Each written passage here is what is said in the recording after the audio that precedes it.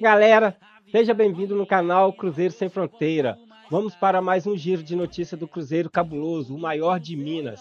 Vamos falar de Wallace, vamos falar de Zé Ivaldo e de outros. Mas antes disso, você que acabou de chegar, confere se você é inscrito. Se você não é inscrito, se inscreva, deixe seu comentário e seu like e compartilhe. Isso ajuda muito o nosso canal a crescer. Bora lá conferir. Ivaldo no Santos. Quanto é que o Cruzeiro recebe caso o atleta fique em definitivo? O acordo com o Peixe previa um empréstimo até o fim da temporada sem custos, mas se o Zé Ivaldo disputar pelo menos 60% das partidas como titular, ou seja, mais de 45 minutos para efeito de contabilidade, aí o Zé Ivaldo é obrigado a ser comprado pelo Santos. Operação que giraria na casa de US$ 1 milhão.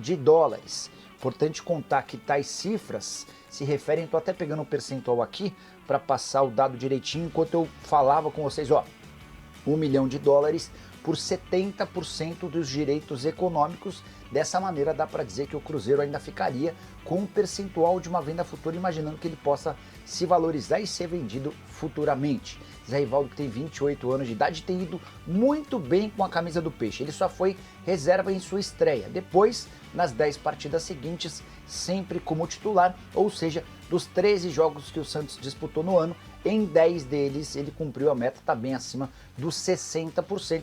Pode pintar dinheiro para o Cruzeiro num futuro não tão distante. Fala-se, era peso? Porque eu vi todo mundo enaltecendo que ele já perdeu 4 quilos com a chegada do Leonardo Jardim. Você acha que era só o peso que atrapalhava, já que futebol ele já teve? Eu acho que não, CJ. Não. O Wallace sempre foi um jogador forte. Um jogador, uma parte física dele, né? Mais forte do que a grande maioria. Não sei se isso é o problema. Eu até tentei procurar alguma coisa para ver quanto que ele jogava na Itália, com qual era o peso dele, mas não sei.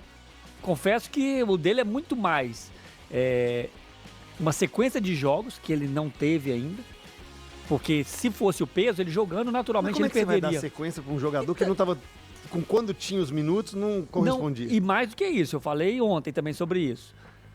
O Romero não tem dado brecha, CJ. O Romero oscilou aí quando o time oscilou um pouco, mas tem jogado bem. E faz parte do futebol. Não é porque o cara foi a contratação mais cara, existiu uma esperança muito grande em cima dele, que ele tem que chegar e tem que ser titular, e tem que jogar. Futebol é isso. Nos minutos que ele entrou, ele também não correspondeu, e aí o outro que tá jogando bem, não tem muito o que fazer. Não tem como você dar esses minutos, porque no campeonato, o que poderia, ou deveria acontecer? O Campeonato Mineiro deveria ser para isso. Um jogador que já entregou o que ele entregou, não foi bem ano passado. Independentemente do resultado, era um cara que você tinha que pegar o Mineiro, dar 5, 6 jogos para esse cara para recuperar ele pro brasileiro. Só que não tem condição de fazer isso. O Campeonato Mineiro serve para derrubar treinador, jogador. Porque quando você ganha é obrigação. Ganhou o Campeonato Mineiro é obrigação. O Atlético, Cruzeiro é obrigação ganhar. Quando você perde, então você não tem esse período. Você não tem como experimentar 3 jogos do Sub-20. Não tem. O Atlético passou agora de muito elogiado, poderia ter sido um planejamento terrível. A diretoria estaria sendo muito cobrada se o Galo empata aquele último jogo contra o Itabirito. Ou um dos 5 jogos que ganhou seguido. O perdido no clássico. Empatado com o Cruzeiro no clássico, que era super normal. Então o Campeonato Mineiro não dá pro Wallace. Perdido pra América, que ele tava qualquer resultado o tempo que o Wallace precisava era no Campeonato Mineiro, agora não tem mais, CJ. Ou ele entra e performa pra entrar no lugar do Romero, porque eu não enxergo os dois jogando junto. É a grande decepção do Cabido. Mas ele me parecia pesado. Não no sentido pesado de gordo. Não, falta mobilidade. Parecia que tava fazendo força pra correr, sabe? Quando você sente que o jogador parece que tá correndo com o freio de mão puxado. Mas pra mim isso aí é só jogando. É aquela coisa do jogo, que no treino muitos jogadores... Tem jogador que consegue, tá? Tem jogador que fica 6 meses sem jogar, quando ele volta parece que ele nunca ficou fora. Zé Roberto. Alguns jogadores são assim. Outros, ele precisa de 2, 3, 4 jogos, 5, pra ele entrar nesse ritmo. Que eu tenho essa sensação também. Mas pra mim não é aquilo. Não é, o problema dele não é aquilo. Exatamente. Ele não tava assim, visualmente, se olhar e falar, pô, esse cara tá gordo, tá acima do peso. Porque tem jogador que você consegue perceber. Mas não parecia isso. Mas ele me parecia que tava fazendo força pra jogar. Concordo. E você? E é a grande decepção por enquanto, sim. Também acho. Dos grandes...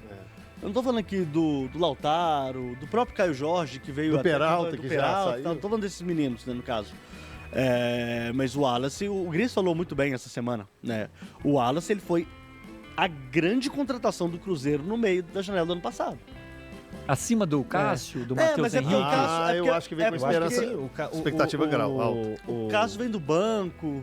O Wallace foi um dos melhores jogadores do campeonato italiano na posição dele, quando ele veio pro Cruzeiro. O Cássio estava na reserva do Corinthians. Cara, todos nós enaltecemos muito a contratação dele. O momento do Wallace era melhor, né? Assim, o Cássio é muito maior do que o Wallace. Sim. Mas o momento, né? A performance dele naquele momento era melhor, tanto do que o Matheus Henrique também, né? E o peso do Matheus Henrique, eu tô falando de quilos, né? Menor do que o Wallace, mas entregou muito mais.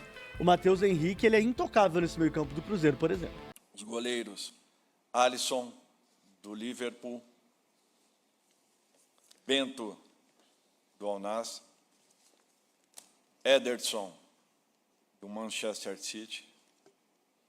Os defensores, Danilo, do Flamengo, Gabriel Magalhães, do Arsenal, Guilherme Arana, do Atlético Mineiro, Léo Ortiz, do Flamengo, Marquinhos, do PSG, Murilo, do Nottingham, Wanderson, do Mônaco e Wesley, do Flamengo. Meio-campistas, André, Wolverhampton, Bruno Guimarães, do Newcastle, Gerson, do Flamengo, Joelinton, do Newcastle, Matheus Cunha, Wolverhampton e Neymar, do Santos. Atacantes, Estevão, do Palmeiras,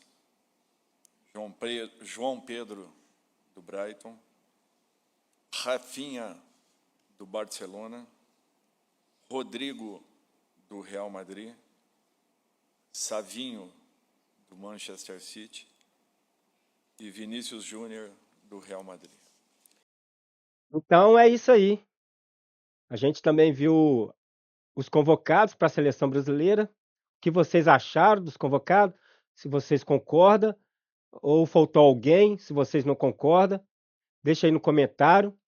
E se você não é inscrito, só reforçando, se inscreva, deixe o seu comentário, o seu like, para que esse canal venha crescer. E comente sobre a convocação, sobre o Wallace, sobre o Zé Ivaldo, que vai receber ter um dinheirinho pro Cruzeiro. Isso é muito bom pra gente, entendeu? E comente aí, não deixe de comentar. Até o próximo vídeo, que Papai do Céu abençoe vocês e fui!